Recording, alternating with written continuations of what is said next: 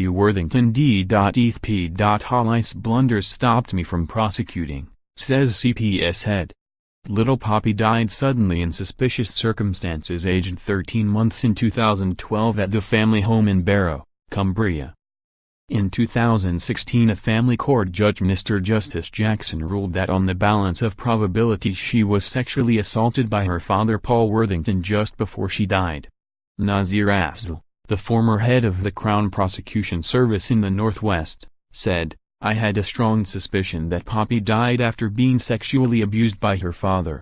I was given a case file by the police that had so many gaps that I was left with no choice. I could not approve charging Mr. Worthington based on the evidence the police investigation produced." In a damning description of Cumbria police back in 2012, he added, "Work carried out was simply not of the same standard as other forces. I am deeply frustrated no charges were brought in this case and many at the CPS feel the same way. But with the evidence I had, I could not say beyond all reasonable doubt Mr. Worthington attacked Poppi." Mr. Afzal, who led the prosecution of the Rochdale child grooming gang, left the CPS in 2015. Worthington, 49, has always denied any wrongdoing, and today Coroner David Roberts will give his conclusion how Poppi died.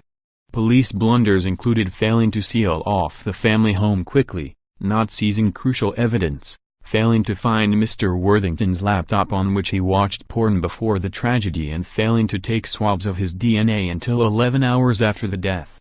The case was then not investigated for 9 months, despite there allegedly being enough evidence to make an arrest on the day the youngster died. The Independent Police Complaints Commission later criticized the unstructured and disorganized investigation, and said although there were suspicions over Poppi's death, these were just put to one side and not pursued for months. Coroner Mr. Roberts has spent the last month reviewing evidence gathered during his 3-week-long inquest last year.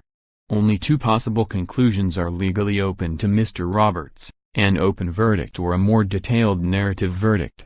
In the witness box, Worthington refused to answer over 250 questions about Poppi's final day, using a law designed to prevent a witness from incriminating themselves.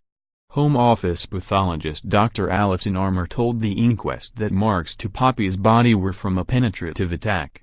Mr. Roberts' conclusion today will be the final hearing over Poppi's death unless new evidence comes to light.